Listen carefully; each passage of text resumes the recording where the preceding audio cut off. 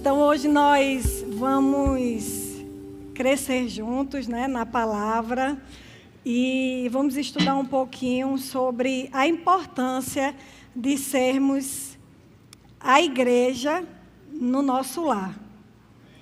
Sabe, queridos, eu costumo dizer que nós não devemos ser, em lugar nenhum, o que a gente ainda não foi na nossa casa. O melhor, primeiro, vem para os nossos. Para a nossa casa, para os nossos filhos, nosso marido. E isso é importante que a gente entenda isso.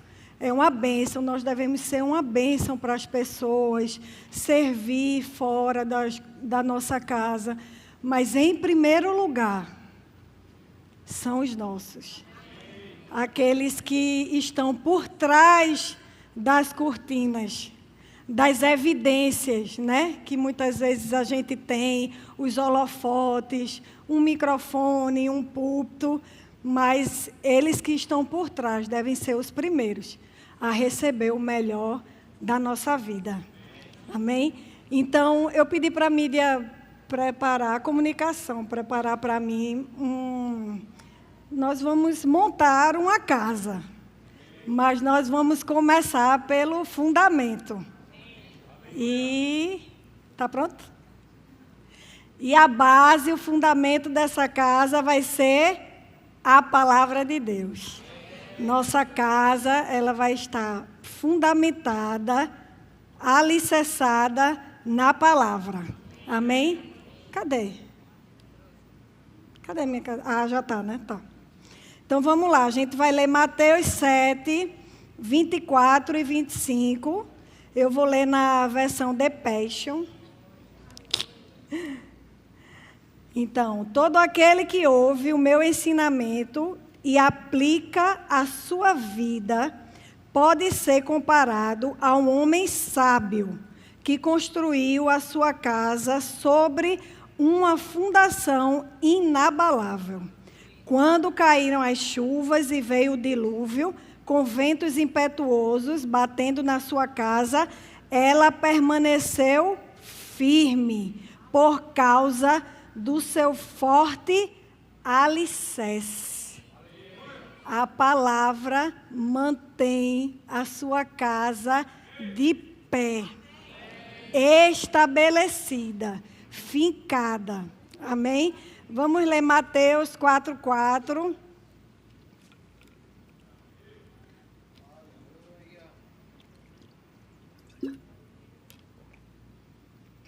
O manual da Bíblia, da família, é a palavra. Amém? Muitas vezes nós somos edificados, e eu sou uma grande cooperadora disso, de livros, de você ler muitos livros, né, para poder deixar mais o seu espírito, né, você aprender mais, você crescer na palavra. Mas o fundamento é a Bíblia. É nela que a gente vai se apegar, que a gente vai cumprir tudo que está escrito e crescer lendo outros livros, certo? Mateus 4:4 diz: Jesus, porém, respondeu: está escrito, não só de pão viverá o homem, mas de toda palavra que procede da boca de Deus. Então, o que está escrito, o que Deus diz ao meu respeito, ao seu respeito, sobre os nossos filhos, sobre a nossa casa, é que é a verdade absoluta para a nossa casa. Amém? Vamos ler lá em 2 Timóteo 3,16.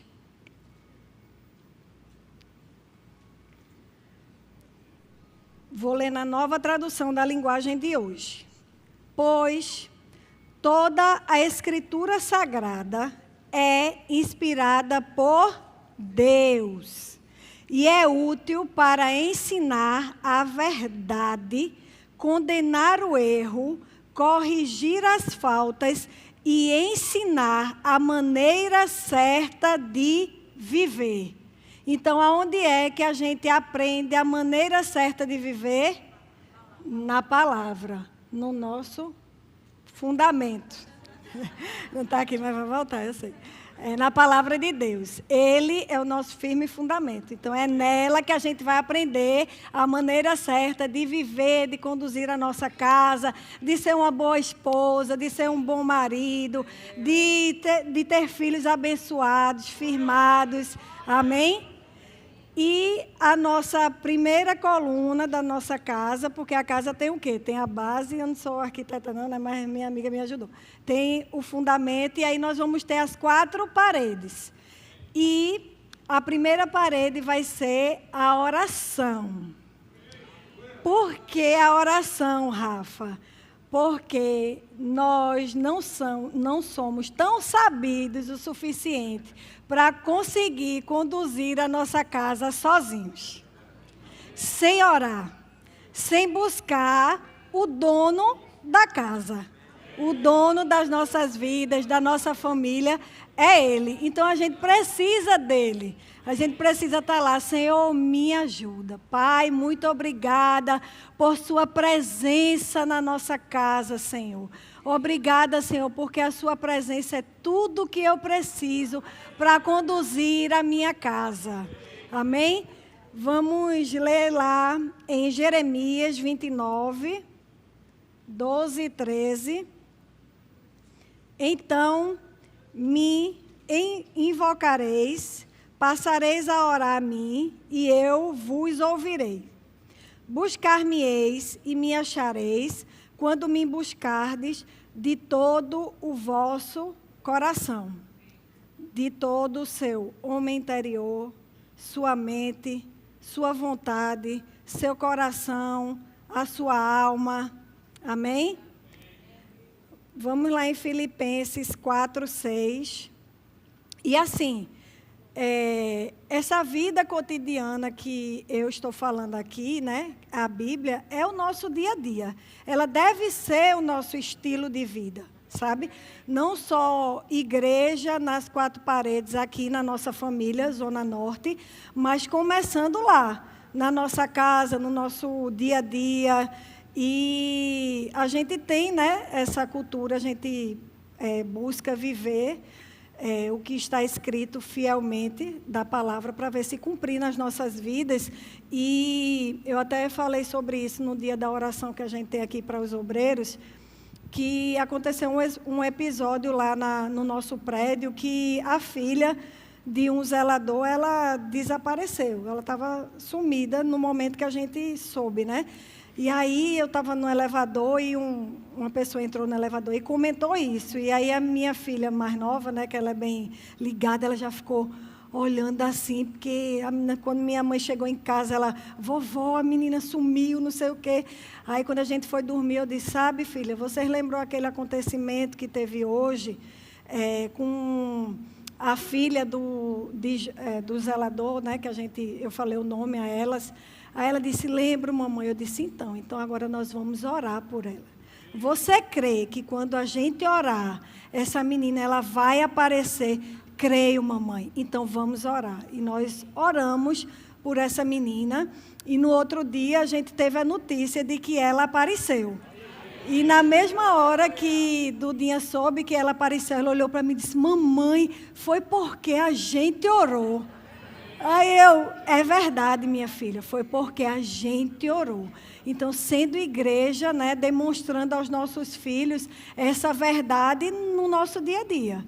Todos os dias, um pouquinho aqui, um pouquinho ali, e eles vão o quê? Alimentando o espírito deles, vivendo essa vida, né, como um estilo para eles. Não, já é natural, já faz parte de mim. Não é só, não tá escrito e é um manual que eu não vivo. Não, eu vivo ele e por isso as pessoas veem isso nas nossas vidas. Amém? Vamos ler lá Mateus 7...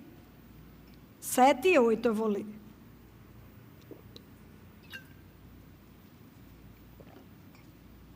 Peçam e vocês receberão. Procurem e vocês acharão. Batam e a porta será aberta para vocês. Porque todos aqueles que pedem, recebem. Aqueles que procuram, acham. E a porta será aberta para quem bate.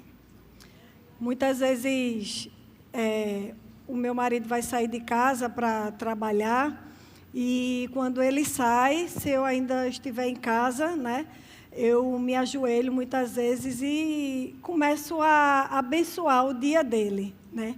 Senhor, conduz Rodrigo até o trabalho dele, que os olhos dele, a mente, o coração dele estejam guardados no Senhor, né? Que ele cumpra fielmente a tua palavra em toda decisão que ele vai tomar, em todas as palavras que ele vai dizer. Quando as meninas vão para a escola, eu digo, Pai, esteja com as minhas filhas em toda e qualquer situação. Às vezes eu digo a elas assim, olhe, aonde mamãe não está, o Senhor sempre vai estar com vocês. Ela, mamãe, não diga isso não, que me dá vontade de chorar, porque eu não vou estar com a senhora. Eu disse, mas não chore não, porque a gente deve chorar se a gente não tiver com o Senhor. Mas com Ele pode muito mais do que mamãe. Então, Ele conduz vocês muito melhor do que eu. Então, tenham sempre essa certeza, que Ele do lado de vocês é a garantia do sucesso de vocês. Ela, amém, mamãe. Então, a gente deve cobrir, né, a nossa casa, o nosso marido, nossos filhos, das nossas orações. Se Ele garante que se a gente orar, pedir, se a gente crer, a gente vai receber, então vamos banhar eles, né, com essas palavras de vida, conduzindo a nossa casa em oração. Tantas coisas, a força do nosso braço, ela não resolve, né? E a gente precisa estar diante dele. Eu, particularmente, gosto muito de me ajoelhar, né? Não sei se é da cultura antiga, mas eu gosto, né, de me ajoelhar, estar diante dele, para que assim, a motivação do meu coração seja expressa no meu quebrantar, né, de estar lá de joelho, dizendo a ele, Pai, eu não posso nada sozinha.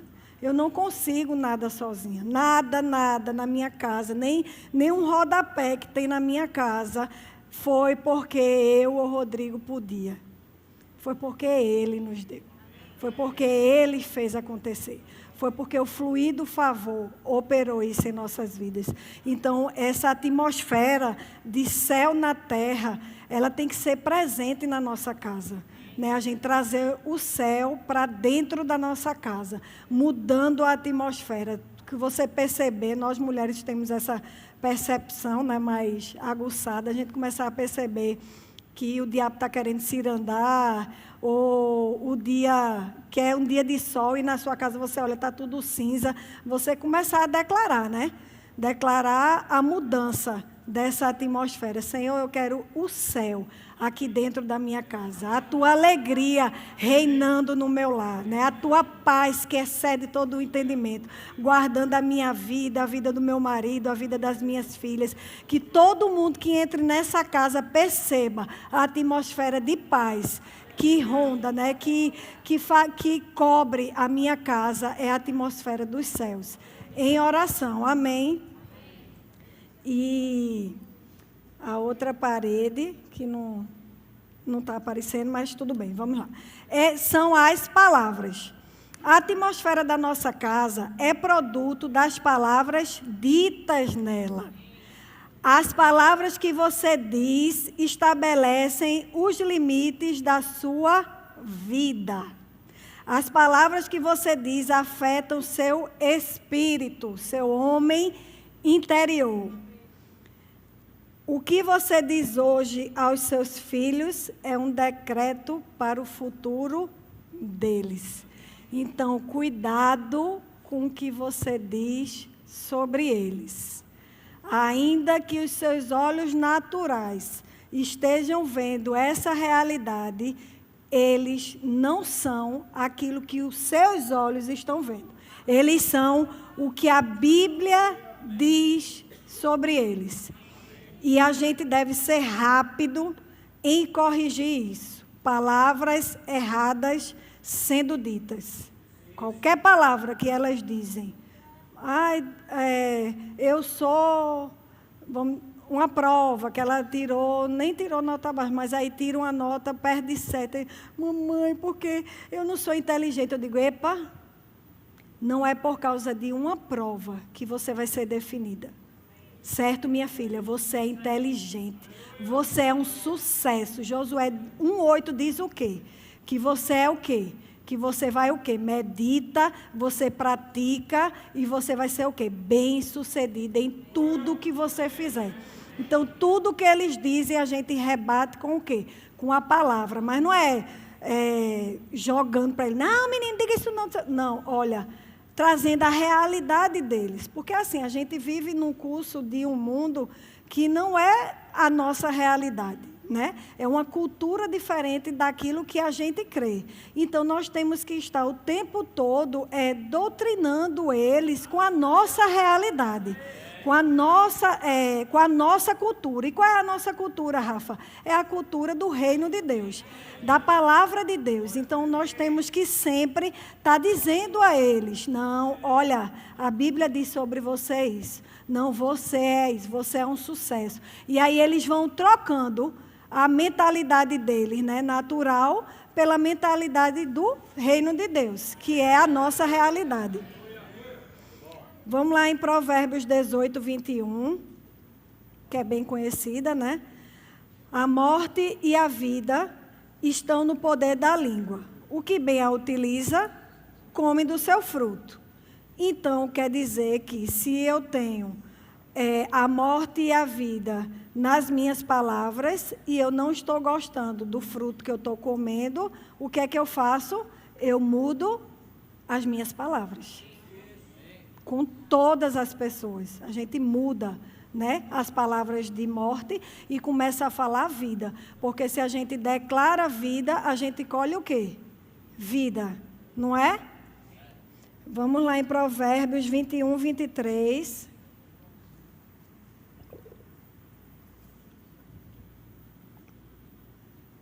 Nós ainda estamos na segunda, que não está a foto, né? Mas aqui, ó. A gente está na segunda parede da gente, para alicerçar a nossa casa. Provérbios 21, 23 diz: o que guarda a boca e a língua, guarda a sua alma das angústias, da aflição, do problema. Então, o que é que eu faço? Eu guardo a minha boca, a minha língua, quando eu quero falar mais do que eu deveria, e aí eu faço o quê? Eu guardo a minha alma de problema, de angústia, de aflição, né? Porque depois que a palavra é dita, é igual a travesseiro de pena, né? Se estourar ele e você for colocar ele de volta, ele não vai ficar do mesmo jeito, porque alguma pena vai ter ficado no ar, né? Então, é a mesma coisa as palavras da gente. Depois que a gente disse, está dito. Mateus, vamos lá em Mateus 12, 37, que diz: porque pelas tuas palavras serás justificado, e pelas tuas palavras serás condenado. Na versão The Passion diz: as vossas palavras serão usadas como prova, e as vossas palavras vos declararão inocentes ou culpados.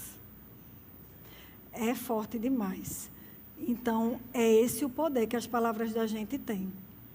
Então, com esse poder todinho que ela tem, a gente faz o quê? A gente usa ela bem, certo, para colher todo esse bem que as nossas palavras trazem para a vida da gente. Amém? E agora nós vamos para a nossa próxima parede, né? Que é a nossa fé. É nela que a gente se move, é nela que a gente traz à existência o que não existe, como se já existisse. É ela que a gente... é a cereja do nosso bolo, né? Que a gente ensina aos nossos filhos. Eles estão querendo tanto uma coisa... Dudinha tá querendo muito um Lego. E ela já pediu algumas vezes. Aí, de vez em quando, ela fica, eu estou querendo tanto, passa por mim. Aí fica, eu estou querendo tanto. Mamãe, eu não desisto. Eu tenho certeza que o Lego está quase batendo na porta. Aí eu digo, se você disser e não duvidar, vai acontecer. Mas é dessa, né? Nossa casa deve ter um ambiente de fé. A gente fala, a gente crê, a gente declara, a gente chama. Hebreus 11, eu vou ler o 1, o 3 e o 6. Ora, a fé é a certeza de coisas que se esperam, a convicção de fatos que não se veem. 3. Pela fé, entendemos que foi o universo formado pela palavra de Deus, de maneira que o visível veio a existir, das coisas que não aparecem. 6. De fato, sem fé, é impossível agradar a Deus, porquanto é necessário que aquele que se aproxima de Deus creia que Ele existe e que se torna galardoador dos que o buscam.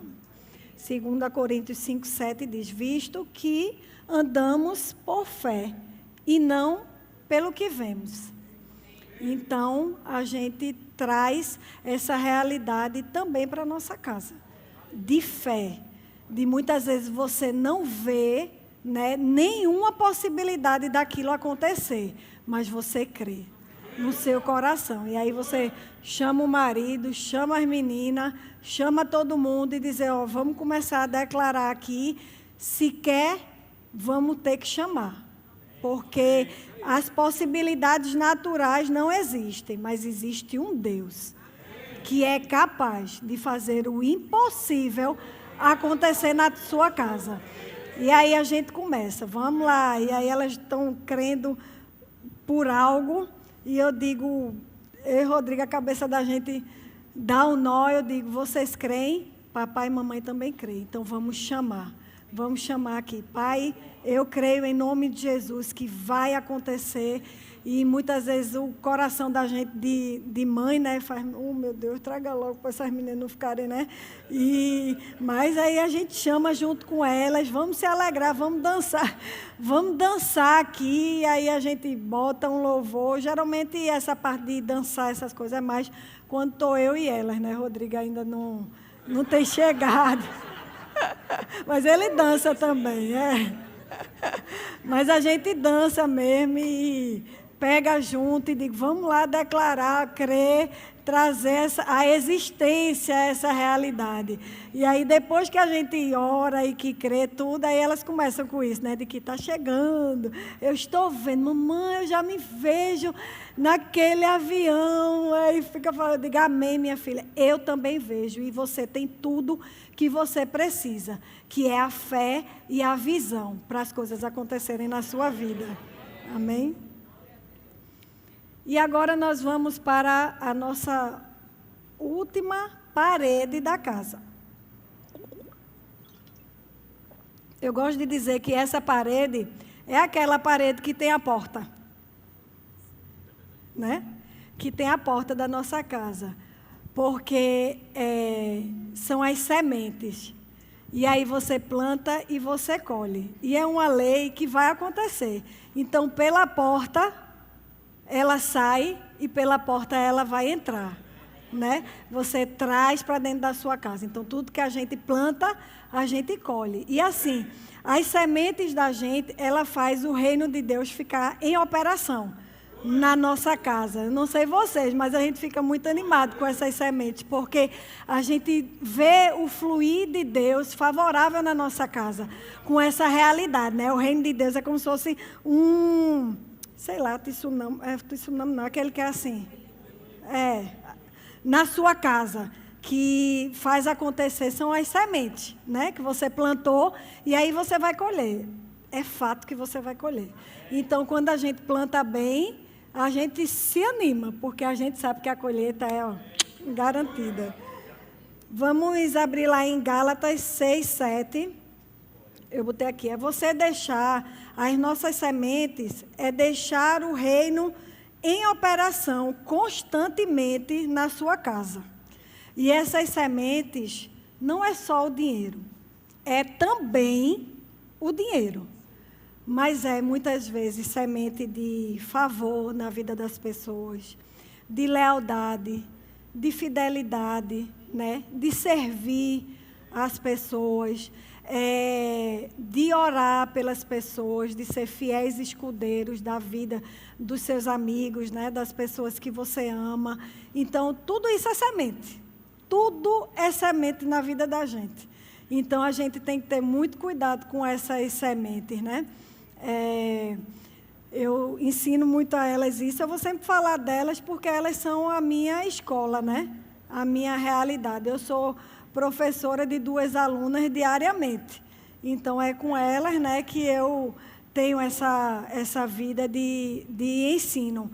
Então, elas são muito generosas, certo? Não é porque são minhas filhas, mas quem conhece sabe que elas são. Então, se eu der para ela R$ 20, vamos dar um exemplo, para ela levar para a escola, para o lanche, certamente ela volta sem nada. Porque, com certeza, ela vai comprar para todos os amigos que der. E aí, esses dias, ela ganhou uma melhor amiga. Aí ela chegou em casa e disse: mamãe, fulana é minha melhor amiga agora. Ela disse que é minha melhor amiga. Eu disse: é, filha. Ela disse: é. Eu tinha R$ 20. Aí eu comprei um sucrilho para mim e comprei para ela uma pizza, um leite fermentado e um pirulito, uma coisa assim. Aí depois, mamãe, do lanche, ela disse a mim: olha, Duda, você é minha melhor amiga.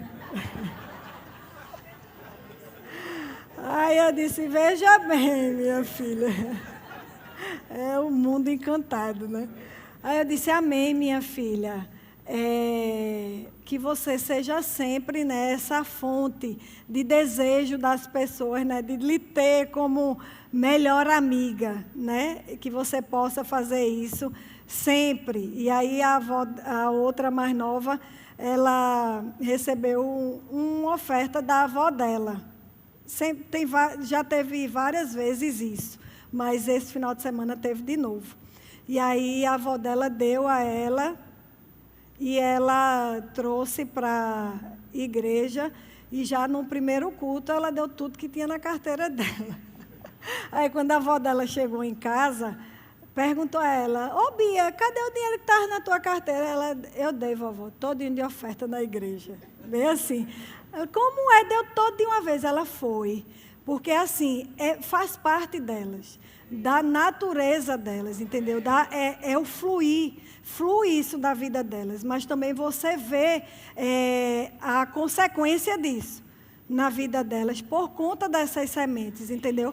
Então, a gente faz com que o reino de Deus, ele fique sempre em operação, sempre, gente. Não vai faltar, sabe? Não vai deixar de ter, vai estar sempre fluindo, igual um moinho, que ele fica sempre, sabe? Sempre, seja o que for, que seja o desejo do seu coração, ele vai acontecer, porque tem essa semente sempre rodando, né? Fluindo da porta. Ela sai, ela volta. Ela sai, ela volta. Você faz pelo vizinho, quando vê, chega de outra pessoa para você. Você faz por um, quando vê, chega de outro. Por quê? É uma lei, não é? Vamos ler lá em Gálatas, eu disse, né? 6:7.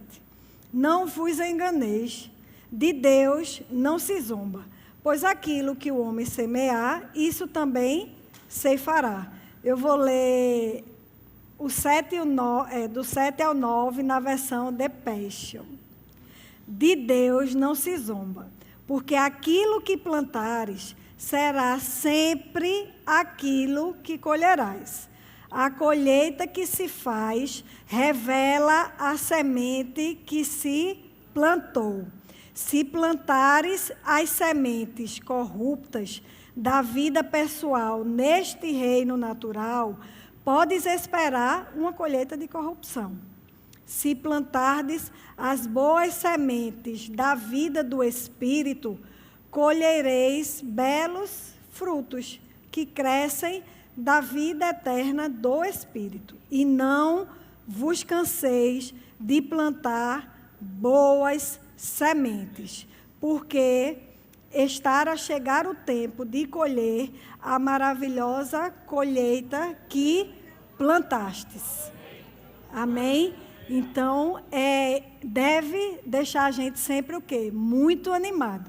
Essa porta aberta, porque vai chegar.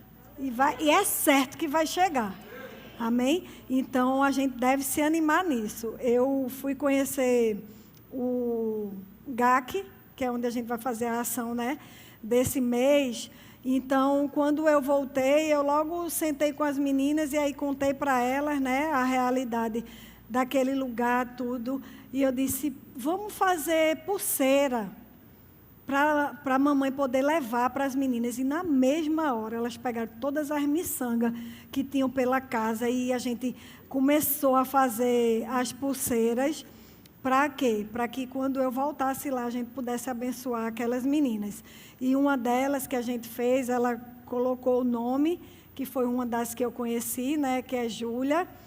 E eu conheci essa criança lá, e as meninas fizeram a pulseira para ela, para que eu levasse no dia 19. Mas aconteceu de Júlia ter partido. E aí eu ainda vou contar para elas, né, sobre isso, mas a semente delas está lá, né? E eu vou fazer com que essa semente chegue na mãe dela, né? Que foi uma semente de amor que as minhas filhas plantaram na vida dela.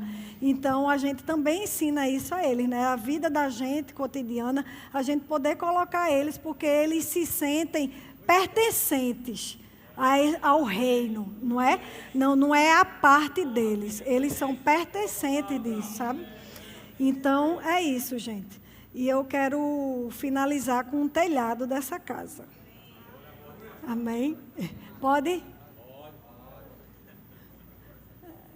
Cadê, Mídia? Mostra a minha casa, em nome de Jesus. Eu ia trazer uma casa de boneca para vocês, né? Mas eu ia ficar meio, né? Aí eu pedi para a Mídia, cadê? Aí, ó, pronto. Então, tá aqui, tá vendo? O nosso fundamento, que foi a palavra, é o nosso fundamento. Nós já levantamos as quatro paredes, que foi as nossas orações, as palavras ditas na nossa casa, a nossa fé regando tudo isso, e as nossas sementes que fazem o quê? O reino de Deus em movimento na nossa casa. Amém? E nós vamos colocar o telhado, que é o amor. Que ele é mais do que a fé, né? Maior que a esperança. Que a nossa casa, ela deve ser regada no amor. Mas existem muitas facetas para esse amor. E eu trouxe 4 características do amor ágape que deve ser evidenciado na nossa casa. Que está em 1 Coríntios 13, 7, que diz, tudo sofre, tudo crê, tudo espera e tudo suporta. O teclado pode ir. Então, tudo sofre, o amor nos protege nos tempos difíceis. Ao invés de expor, ele esconde. Ele cobre, mas não encobre. E ele protege. Tudo crê. O amor crê no melhor em todas as situações. O amor, ele crê no melhor das pessoas sempre, sabe? Começando pelos da nossa casa. A gente crê sempre no melhor para os da nossa casa e faz com que a lente dos olhos da nossa casa seja sempre ver o melhor nas pessoas. A evidência do melhor. Acreditar que aquela pessoa ela tem um potencial para ser o melhor. Um dia alguém acreditou na gente, né? Hoje a gente está onde está porque com certeza alguém acreditou em nós, alguém confiou, alguém nos deu essa oportunidade. Então a gente ensina esse amor também, esse amor que crê no melhor das pessoas para os nossos filhos.